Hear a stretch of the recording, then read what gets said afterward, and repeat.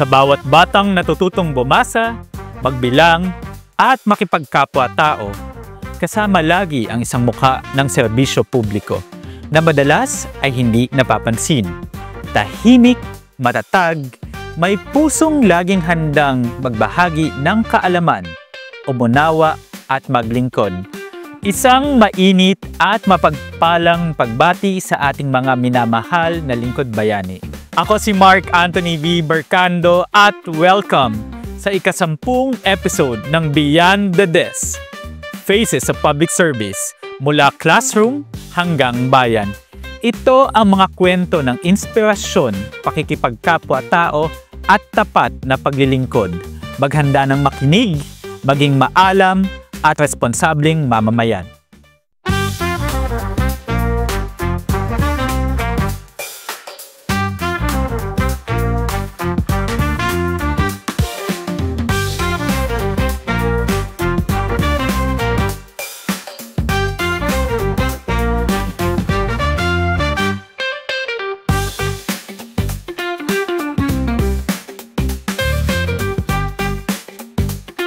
Makakasama natin ngayon ang 3 lingkod bayani mula sa iba't ibang anyo ng edukasyon na may natatanging kwento.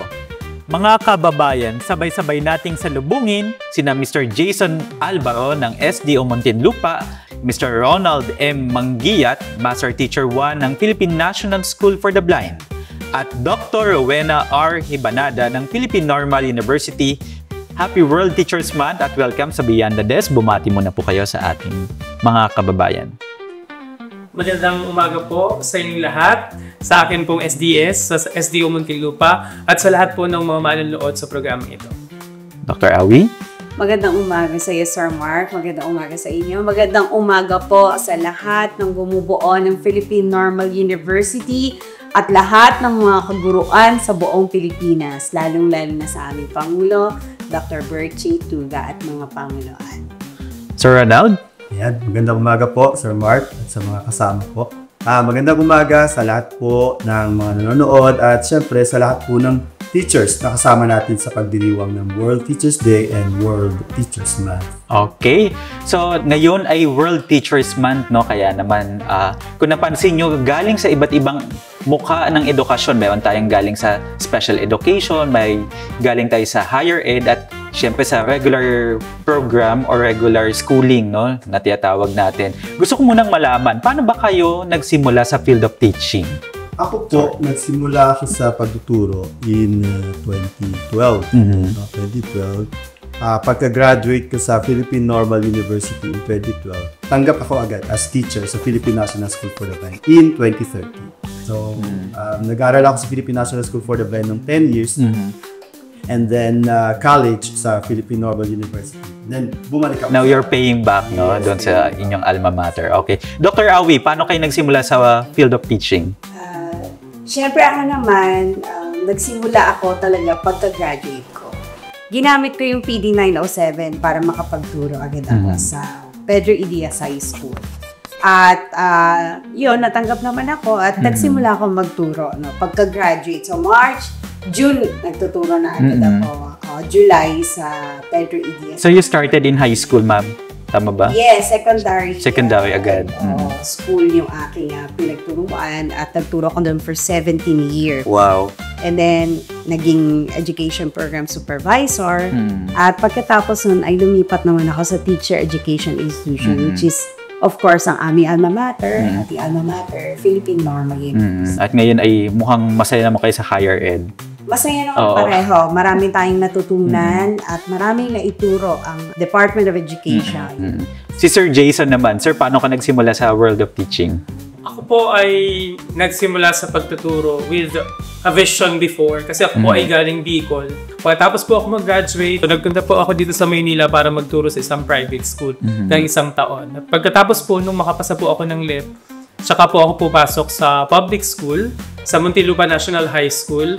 Mukhang ang tatagal na ninyo sa world of teaching, ano? Paano nyo nalaman na teaching is really your calling? Ako po, sa aking part, nung nag-take po ako ng college, Siguro I believe it was destiny. Kasi nung time po na yon, I don't want to be a teacher. Nung time na yon, gusto ko lang mag-nurse. Nurse, Pero okay. yung dean ng school namin, ang sabi niya, hindi ako papayagan na mag-take ng ganung course kung hindi ako mag-education major in chemistry.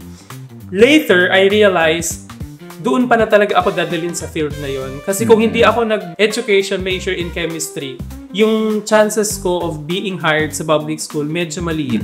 So, nung nag-take ako ng chemistry, halos wala akong kalaban pagdating sa ranking. And mas mabilis akong nakapasok. Kasi kakonti ang chemistry teacher, di ba? Oo. That's a major na yun. Kayo ma'am, paano mo na-realize na eto talaga ako, dito ako sa teaching? Kasi noon ang pangarap ng mga magulang noon sa mga anak maging teacher ng araw. So, nung namimili na ako ng kurso kung ano kukunin ko sa kolehiyo, sinabi na agad ng tatay ko, magti-teacher ka. At noon din, masyadong masunuri ng mga anak. Okay. Tungkol sa pagpili ng mga profesyon. So, ako sinunod ko agad yung tatay ko. Bagamat gusto kong sumulat ng libro, gusto kong may ibang gawin, pinili ko at sinunod ko yung magulang ko. At sinabi niya na isa lang ang school na kailangan pagkapasahan ko. Kailangan sa Philippine Normal University. Kasi nga teacher education school yan eh. So, noon pa nung na-inculcate na sa akin yung values na yun na mahalaga yung pagtuturo at isang mahalagang pangarap siya ng magulang para sa anak. So, sinunod ko. Si Sir naman, Sir, ano yung nagtulak sa'yo o paano mo nalaman na ito na talaga ang profesyon na gusto mo? That time, last option ko yung teaching. Hindi ko po inaasahan na makakapag-tapos ako ng college. That time. Kasi sa amin, 7 kami na magkakapatid. So, sa 7 na yun, ako lang yung may disability, visually impaired. Wala sa amin nakapagtapos ng college.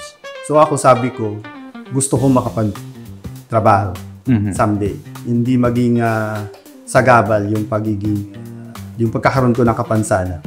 So, hindi na nakapagtapos yung mga kapatid ko. So, ako dapat makapagtapos. At anong course? So, ginawa ko is, I preferred na maging teacher. Parang sabi ko, teaching na lang. Okay, at that time, no? Lawyer, ganyan. Sabi ko, lawyer, 10 years. So, hindi siya practical. Sabi ko, sige, teacher na lang, bahala na. At ngayon niya po, napapakinabangan ko na siya, nagagamit ko siya, na-share ko siya sa mga kapwa ko rin na may disability. So yun po, akala ko noon parang walang direction. Pero yun pala, talaga ang teaching for me, ngayon, I realized na teaching is really the noblest. Okay, sa tinagal-tagal po ninyong teacher, no? Ano po yung masasabi niyong challenging na experience ninyo bilang teacher sa isang government institution? Pinaka-challenging sa akin noon, hanggang ngayon, yung kakulangan ng mga bata sa pagsuporta sa pag-aaral nila. Kasi nung nagtuturo ako sa high school, pumapasok ang mga estudyante ko ng walang kain. Yung iba sa kanila hindi nakakapasok dahil kailangan magtrabaho. At sa tingin ko hanggang ngayon yun pa rin yung pinakamalaking challenge sa pagtuturo. Kasi mahirap magturo kung walang laman ng tiyan. ng mga estudyante mo. Kasi ang hirap kasi ng appreciation ng lesson kung talagang gutom ka, yun talagang nahihilo ka kung paano mo intindihin yung, alam mo yun, yung binibigay ni teacher, ano bang sinasabi ni teacher na to? Dahil kumukulo ang tiyan mo. Sir Jason, ikaw, 17 years no in public service, ano yung pinaka-challenging na experience mo? Ang pinaka-challenge sa akin with I was teaching, siguro mga 5 years pa lang ako. Kasi nagtuturo ako ng science, at the same time, nagtuturo ako ng research. Doon dumating sa akin na yung mga estudyante, kung meron kang 50 na estudyante, you expect 50 behaviors. Right. At kung yung anong gusto mong ibigay sa kanila, hindi mo yun may expect na ibabalikin nila sa'yo. Sa research, ang pinaka-challenge ay paano mo i-evaluate kung yung research na binibigay nila sa'yo at yung mga pinopropose nila sa'yo would be viable at mapapakinabangan ng community, magagamit din nila. So, maraming mga negative feedbacks because I impose discipline. Kasi nga, di ba, pag nag-aral ka, kailangan may disiplina ka para makuha mo yung gusto mong resulta. Tama. Pero as the time goes by, nagbabago ang generation, iba ang appreciation nila sa ganung discipline na ini-impose mo. So, Ang pinaka-challenge sa akin yun, paano ko ibibigay itong gusto kong mangyari na alam kong magbe-benefit sila at the end sa ganitong klase ng generation. Si Sir naman, ano po yung pinaka-challenging experience ninyo sa teaching? Po, lalo na sa special ed, especially sa mga various with visual impairment. Ang pinaka-challenging, which is until now, yun pa rin yung na-experience, is yung lack of accessible materials para sa kanila. Okay. Yung resources, yung learning resources para sa mga blind. Although ngayon po, lalo na ngayon, may mga ano na po tayo, yung latest mga technology. So, challenging siya kasi sa amin po, mahal yung mga gamit. Kasi i-convert pa sa into ano po ba tawag doon? Braille. Oo. Tapos yung DeX. Kailangan maging aside from Braille, yung mga hindi po marunong gumamit ng Braille, kailangan maging accessible yung mga materials nila. So sa school, ang ginawa namin para ma-address yung challenge is gumagawa kami ng partnership. Nag-establish kami ng partnership para lang maibigay namin sa mga bata yung pangailangan nila. Especially, mas nagiging challenging siya pag pupunta na ng college yung learners. Kasi hindi po lahat, so far, hindi pa lahat ng universities ay nag-a-accept ng blind. Kasi nga, isa is yung limitation nila pagdating po sa accommodation. Right. So, ang ginagawa namin, nag-provide din kami ng trainings para sa mga teachers. I would remember in 2020 to 2024, nag-conduct kami ng training sa isa sa mga university para po mag-start sila na mag-accept ng blind sa kanila. So ngayon, we're very thankful na nag-start na sila tanggap. So yung lack of materials up to now, yan po ba ay major problem pa rin or challenging sa inyo? Kung hindi po magiging creative yung mga teachers at talaga hindi mag-exert ng effort, hindi po maipoprovide yung mga pangailangan ng learners. Especially, I remember during the pandemic time, 2 years di po ba naka-close yung schools. Totoo. So, it was really challenging for us. Paano namin... lalo na nung pandemic. Kasi yung equipment, sir, no? Yes po. Yung mga bata, kailangan nila ng Braille materials and post materials. So, ginawa namin, kahit na nandun yung risk ng mahawa ka ng virus, pupunta kami sa school. 2020, pupunta kami sa school para mag-produce ng mga embossed materials, ng Braille materials. Kasi hindi naman namin siya may puproduce sa bahay. Kasi yung equipment, mga heavy equipment, nasa school. Hindi namin madadala sa mga bahay. So, ginagawa namin, mayroong ilang teacher nag-volunteer na pumunta ng school para mag-produce yung mga material. Tapos, i-deliver sa mga bahay ng mga bata. Since ang school namin is a national school, we are catering basically learners from different parts of the Philippines. Ganun kalaki. Okay. Kaya national school siya. Meron kami from Davao, Luzon, Visayas, Mindanao, ang mga students. Lalo na po noong 2020, lumaki po ang enrollment namin. Kasi yun po yung challenge. Wala silang school, walang katanggap sa kanila na school na maibibigay yung pangangailangan nila, no? So, nag-enroll sila sa amin kasi inaasahan nila na dito sa school na to pinapadalhan pala ng mga modules yung mga bata. So, yun po yung ginagawa namin. Dinideliver namin door to door yung mga modules nila. Bakit nag-stay kayo sa profession na to? Kumbaga, ano yung nagmo-motivate sa inyo? Sabi nga nila, anong gumigising sa inyo sa umaga to really teach and face your students? Sige, sir. Sa akin, yung makikita mo na yung mga bata is nakikita mo na meron silang pag-asa na maging successful din. Lalo na ako. Kasi ako, with visual impairment din, nakatulad nila, parang makikita nila na, si sir, kinaya niya. So, siguro ako rin. So, parang inspiration, ano? Yes po. Nabibigyan ng motivation sa akin na serve them. Para malaman nila na hindi magiging limitation dapat yung kanilang disability. Meron silang impairment, pero hindi yun para maging dahilan nila na hindi na sila mangarap. Kayo naman, ma'am, bakit kayo patuloy na gumigising para sa mga estudyante ninyo? Di ba sinabi ko sa'yo kanina yung kahirapan, malaking problema? Kwento ko ang kwento ni Jocelyn. Si Jocelyn ay napakahirap na bata. Hininaan ko siyang suportahan mula first year hanggang 4th year. Dahil top student siya. At palagi siyang pinapadala sa mga contest. So, hindi lang pagkain, pati yung uniform. Damit, oo. Dahil i-represent niya yung yung eskwelahan. Pagkatapos nakapag-college si Jocelyn.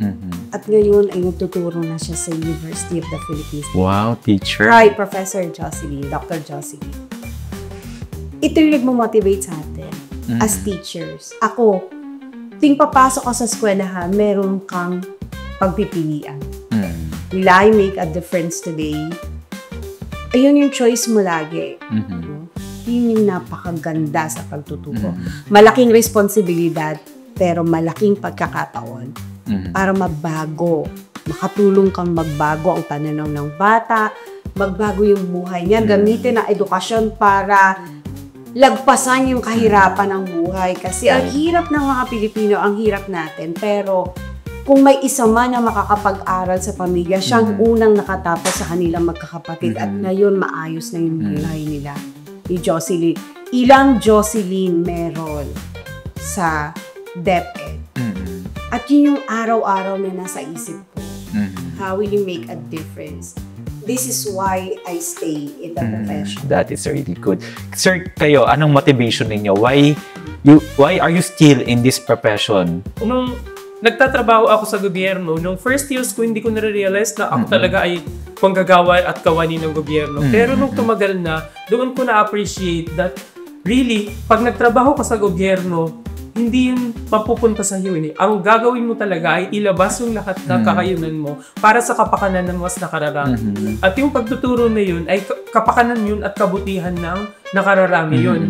Hindi ka mag-a-ask for something in return for yourself. Pero iaalay mo yung ginagawa mo sa trabaho mo para maibigay yun sa mga tao. Kasi kawani ka nga ng gobyerno So it's you giving your all to others, no? So kaya pag gising mo sa umaga, lalong-lalo na nung naging school head ako at naging focal person ng senior high school, parang 3 hours ka na lang matutulog at yung iba iisipin mo, paano ko kaya gagawing mas mabuti yung susunod na araw para sa mga tao, para sa mga teachers, para sa mga estudyante, paano ako gagawa ng isang bagay na makikita nila yung kabutihan ng edukasyon at magsisilbi yun na pamamaraan nila para pagbutihin nila yung kanilang sarili. Kasi kahit ano pa man ang ibigay natin, kung hindi natin mababago yung attitude ng mga tao, attitude ng mga bata, at attitude ng community, hindi yun magiging productive sa kanila.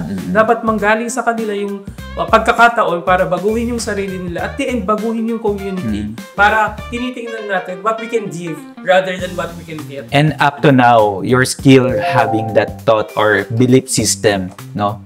Why you are still teaching or why you are still in the field of education. Sa mga nagdanais maging teacher, I'm pretty sure, no? Dahil may career progression ngayon ang DepEd, di ba? So, for sure, nagiging enticing ang field of teaching ngayon, no? Na hindi na sila yung mapapako sa teacher 1 hanggang mag-retire. Yan ang kagandahan ngayon tumataas ang sahod. If you want to be an expert sa content, then be it. Kasi may progression, ganun din naman sa mga leadership, no? Ano po yung inyong maipapayo sa mga nagnanais maging teacher, lalong-lalo na kung papaloob sila bilang kawani ng pamahalaan? Siguro pinaka maipapayo is wag silang maghinaya. Ang paniging teacher ay hindi isang kung ano lang yung dahil wala ka ng option. Ang pagiging teacher ay isang napakagandang trabaho kasi kaya nga sabi ninyo nagpuproduce kayo bilang isang profession.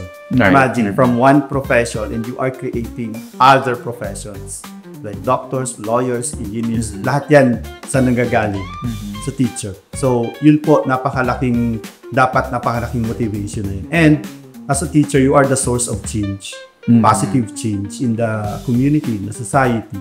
So, napakalaki po ng contribution ng isang teacher para baguhin ang sosyedad natin. So, yun po yung pinaka may bigay natin sa mga napayo, sa mga nag-i-inspire, nag-aspire na maging teachers din. Right.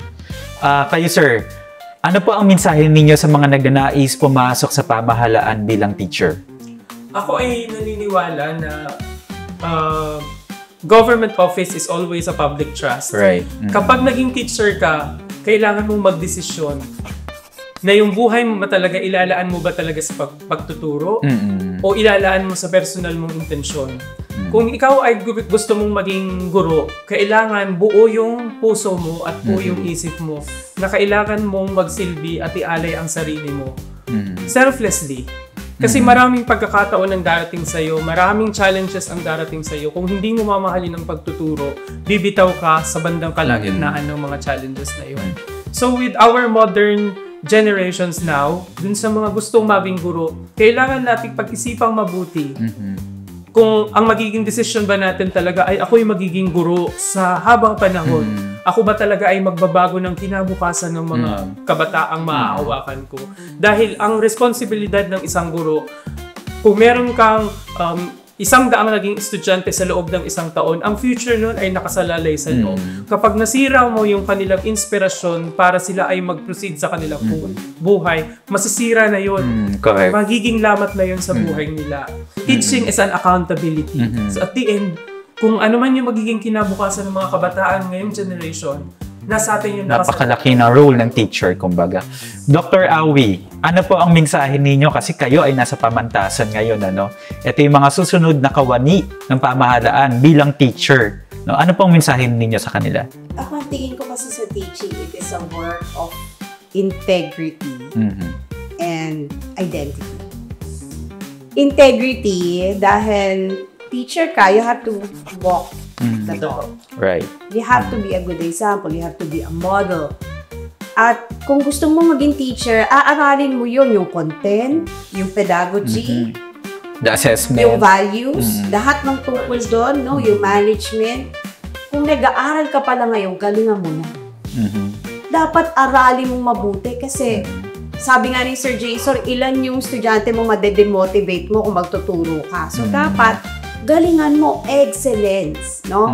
So, yun yung accountability mo. Yun din yung integrity mo. Anong integrity mo para maging teacher, para maging isang awani ng public school o ng anumang profesyon kung hindi mo naman kayang gawin yung gusto yung inihingi na profesyon. Ngayon yung identity, you teach with yourself. As you teach with yourself, you teach what you have. You cannot give what you have, sabi nga, no? And yun yung ipag-pray mo. Kasi yun yung commitment mo. Mahirap ang pagtuturo, hindi siya madali. sobrang hirap. Sobrang hirap, sabi nila. No? Pero, hindi naman, andito ang Panginoon. Tutulungan niya tayo. Araw-araw. No? At, when you strive for excellence, when you strive for the good, no, you also serve other people, right, no, through excellence and service. No, so you have that excellence in you, pero you also teach with your identity anong klaseng tao ka sa lipunan. Anong klaseng nanay ka, anong klaseng kaibigan ka, anong klaseng mamamayan ka, anong klaseng mananampalataya ka. Ito tinitignan ng mga tao sa'yo sa labas na ng pagtuturo. Right. At pagtuturo pa rin yun. And so for me, napakalaking responsibilidad to teach with your integrity and with your identity. And that's the challenge that we are giving now for the teachers of the future. So, that concludes our interview. Thank you so much po, teachers, should I say, sa inyong pagbabahagi ng inyong karanasan, wisdom, inspiration, no? Hindi lang dahil ito ay World Teachers Month, no? Kundi lagi nating dinadakila ang mga kagaya ninyo o lahat ng teachers sa buong mundo, sa anumang panig ng Pilipinas na dinadakila natin dahil sa contribution ng mga kagaya ninyo. And thank you so much po, Sir Ronald, Ma'am Awi o Dr. Awi, and of course, Sir Jason for being with us in this episode. Maraming salamat po. Lubos kaming nagpapasalamat sa inyong pagbabahagi ng inyong karanasan, kaalaman at inspirasyon. Napakahalaga ng inyong mga paalala na ang teacher o professor ay hindi lang tagapagbahagi ng kaalaman, kundi may mahalagang gampanin sa ating tagumpay at tagapagpanday ng kinabukasan. Tunay nga ang pagiging teacher ay hindi lang propesyon. Ito ay isang bokasyon, isang tawag ng puso na maglingkod, umunawa at magmahal sa gitna ng mga hamon. Sa ating mga lingkod bayani, huwag nating kalimutang ang mga teachers o professors, mga tahimik na bayani sa likod ng bawat matagumpay na Pilipino. Sila ang unang naniwala bago pa man tayo natutong maniwala sa ating kakayahan. Kaya ngayong October at kahit anong buwan pa man, taas noon nating pahalagahan ang mga teachers, educators, professors na mga lingkod bayani na patuloy na nagbibigay liwanag sa ating bayan. Dahil bawat pusong kanilang hinuhubog may isang bansang patuloy na umaasa, lumalaban at nagmamahal. Huwag kalimutang manatiling nakatutok at makisabay sa ating mga susunod pang kwentuhan at talakayan. Para sa inyong mga puna at mungkahi, iscan lamang ang QR code na naka-flash sa inyong mga screen. Mahalaga ang inyong feedback upang patuloy naming mapabuti ang ating palatuntunan. Muli po, ako po si Mark Anthony V. Bercando at ito ang Beyond the Desk, Faces of Public Service. Dahil sa dulo ng bawat kwento ng paglilingkod, hindi lang pangalan ang ating iniiwan, kundi isang pamana ng malasakit, integridad at tunay na pagbabago.